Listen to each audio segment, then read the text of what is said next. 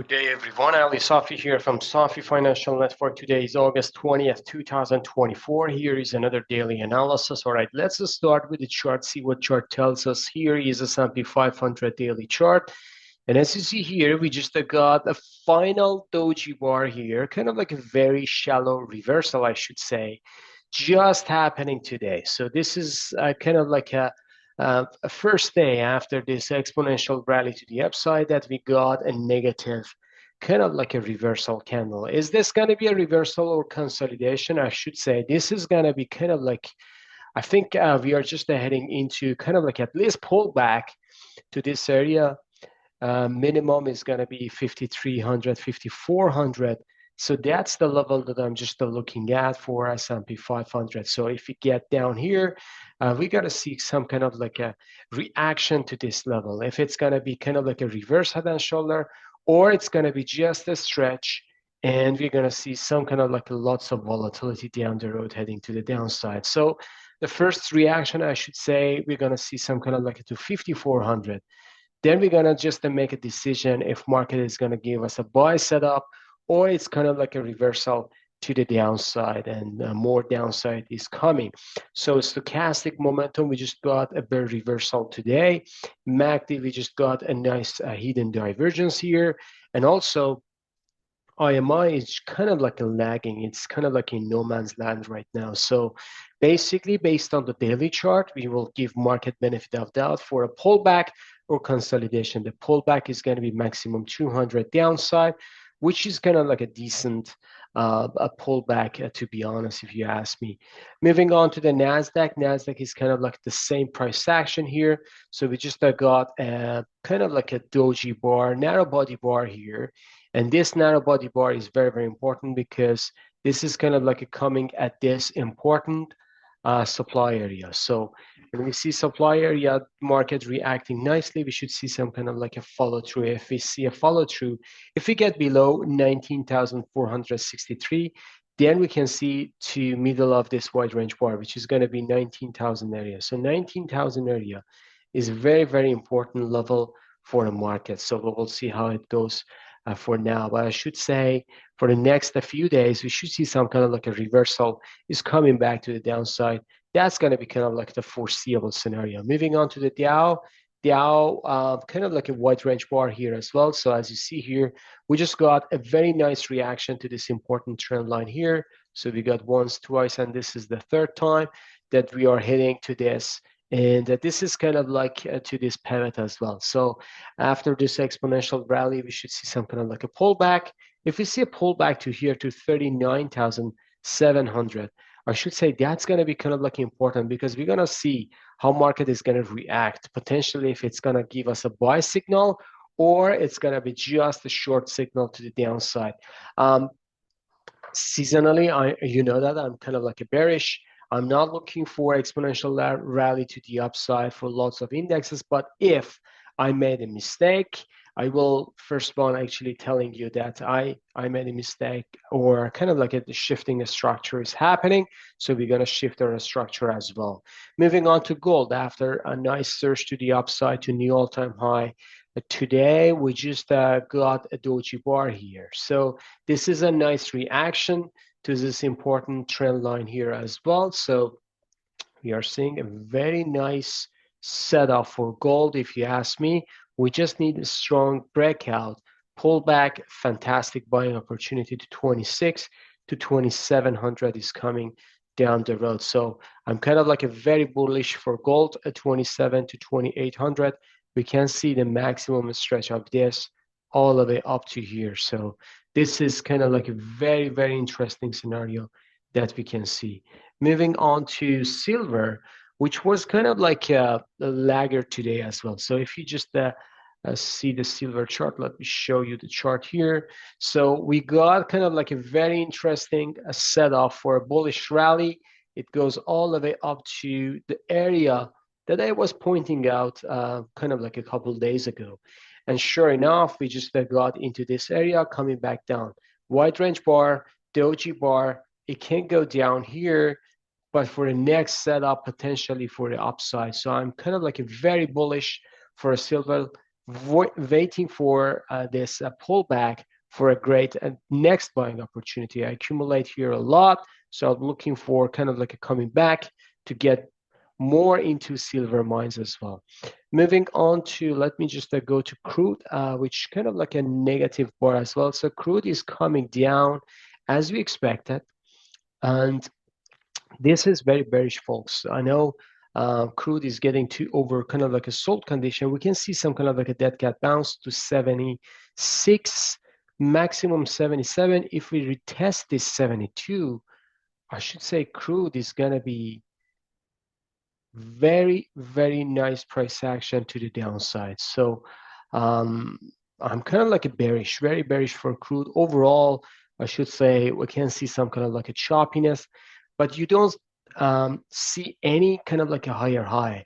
Crude doesn't manage to higher high. It just managed to a lower high coming back down to test the previous pivot, even further downside. So this is not a bullish sign at all.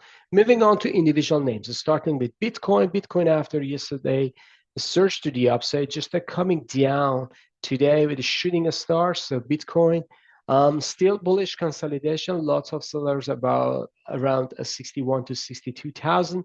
I should say if crude is getting back to the Bitcoin is getting back to the downside, we're going to retest this at 48 to 90, 48 to 49.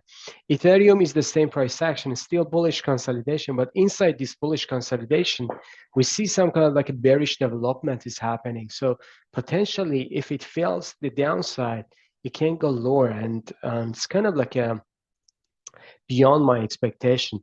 Moving on to bond yield just reversing to the downside. This is very nice bearish momentum or bear flag that we can see. Yeah, this is kind of like a nominal bottom, but still this one can go lower.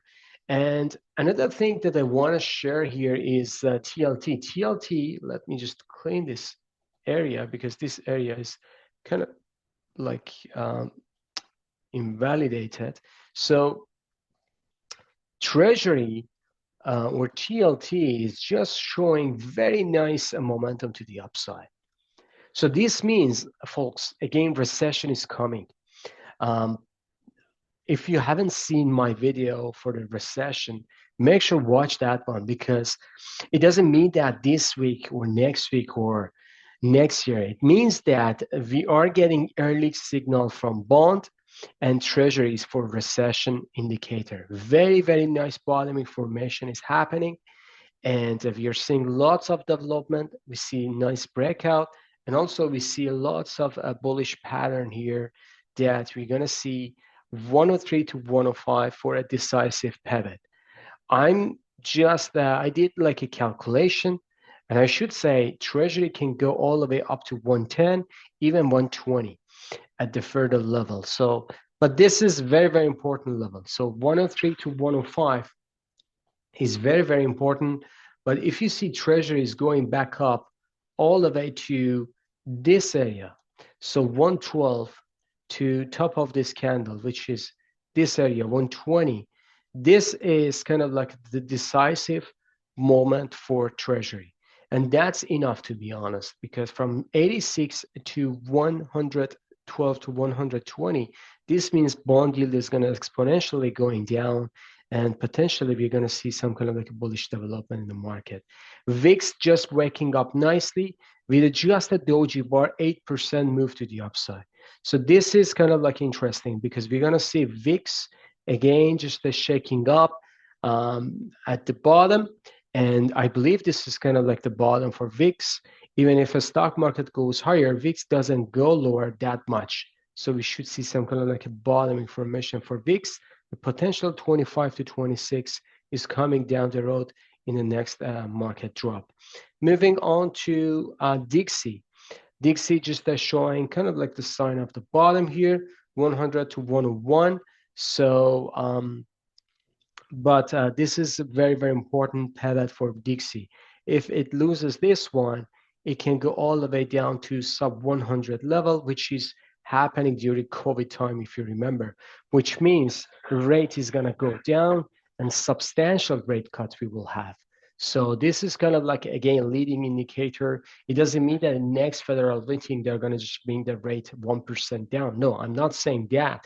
I'm saying potentially in next 6 months or a year, we will see a very sharp rate cut coming. And when sharp rate cut is coming, this means recession is coming. Moving on to magma indicator, after kind of like a nice rebound to the upside, we just got a doji bar here. Apple just 62 cents up, still forming, holding up very well. But I should say this is kind of like the rolling top here.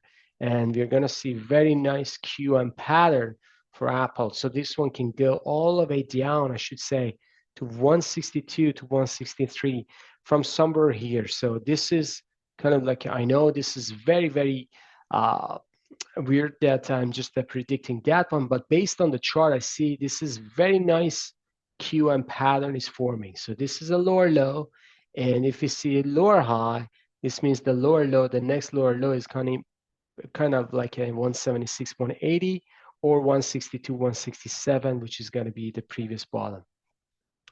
Moving on to Amazon. Amazon just 66 cents up. Not a bad price action. Still carving out the bed to fill out this gap, but I'm not sure more than that. Meta is just forming a bullish consolidation. Today, $2.55 down. But inside this bullish consolidation, you see that there is a small bearish consolidation. So this is a bear flag. If we get below this pivot, which is 510, then we're going to just see Meta is going down to 460 and even lower. Moving on to Microsoft at $3.27 up, not a bad session. Microsoft can go to 430, and then after that, I'm not sure. Google is showing kind of like the sign of the top information. Google is lagging as well. Netflix, new all-time high today, 698. Even for 1 hour or two, we just got above 700, then coming back down. Tesla reversing down today, so this is a reversal. And I was expecting a reversal happen here, but Tesla goes down today. So if Tesla goes down to even below this pivot, I should say more bearish is coming. Tesla below 100 level is coming. So this is kind of like a weird, but Tesla chart is not bullish at all. Semiconductor, folks. So look at this sector, because bearish harami, this is one of those sectors that everyone needs to pay attention. Semis actually just got reversal today. So early reversal sign. Stocks, the same pattern here. Just a nice dead cat bounce, broken this trend line, coming back down. This is kind of like a goodbye kiss for a next bigger drop to the downside. So stocks is coming down as well. Taiwan Semiconductor, $3.48 down. AMD, just a nice surge to the upside early morning. It goes to 160, then coming back down. Dragonfly Doji at the top. So this is very, very important. NVIDIA just coming back down, nicely getting to this trend line here, as I just drew yesterday. And I said, potentially, we are going to see, this is kind of like the exhaustion candle at the top, bearish harami. So we just need to see a follow through. If we see a follow through or confirmation, NVIDIA can go all the way down to this area potentially down the road in September. Again, September, October, guys, be careful about the market. Texas Instrument, $1.88 up, not a bad session. Lam Research going down, $18 down 2%. And I know that there's lots of people calling this bullish consolidation, but if NVIDIA and the other names go down, this one can fail and easily go down as well. XLF, which is Spider Financials, they're just forming a bearish harami today at a triple top here. So we will see if it has a follow through. KBE going down, obviously lower high, and this is just a gap fill and then getting back down here as well. So this is kind of like a very typical reversal. KRE, the same pattern here, getting to this gap field, going down. JP Morgan, not a new all-time high, it's just forming pretty close to XLF, a triple top, and then getting back down, reversal today. Goldman Sachs, actually this is kind of like a reversal already. Yesterday, Doji Bar, today confirmation. I believe this one can go all the way down to 470. Bank of America Gap down, sellers took control the entire session going down. Wells Fargo, after kind of like a nominal higher high, just getting to this important wide range bar gap fill of $57 and then getting back down. Moving on to gold miners, today gap up but couldn't hold very well, so they're just getting into very important levels. So this is the previous pivot that I just formed here. So gold miners, they can just see the top, intermediate top at least, if you ask me. GDXJ, a laggard, lower high, going back down. AEM $1.20 down, up as well. So AEM not a bad session, but Newmont actually forming a 26 cents up, but it's going down as well. So getting to my next target, which is 51.68. This is a gap fill. This is the previous pivot. It goes down as well. Moving on to Franco Nevada, $1.53 up. Not a bad session, but laggard obviously. And Gold Barrick, after the nice surge to the upside, sellers to control the entire session. It goes down intraday, but obviously you see that we have like a 1% move compared to yesterday. Moving on to energy, spider XLE, 2.40 cents down. Pretty crazy sell-off today for energy stocks. XOP, the same pattern here. OH going down sharply. This is a nice bearish consolidation to the downside. Exxon 3% down, like a sharp sell-off all the way down here. And Chevron going down as well. I believe that, as I said, energy stocks, they are not safe place to be, and everyone needs to be careful with them as well. So I believe I covered everything. Again, semiconductors, energy, banks, they're just showing a reversal sign. And when I see a reversal sign, especially in semiconductors, when you see gold and bond is kind of like outperforming the market, money is flowing out from big techies, semiconductors, energy, and they're just going into safe haven, which is bond and precious metals.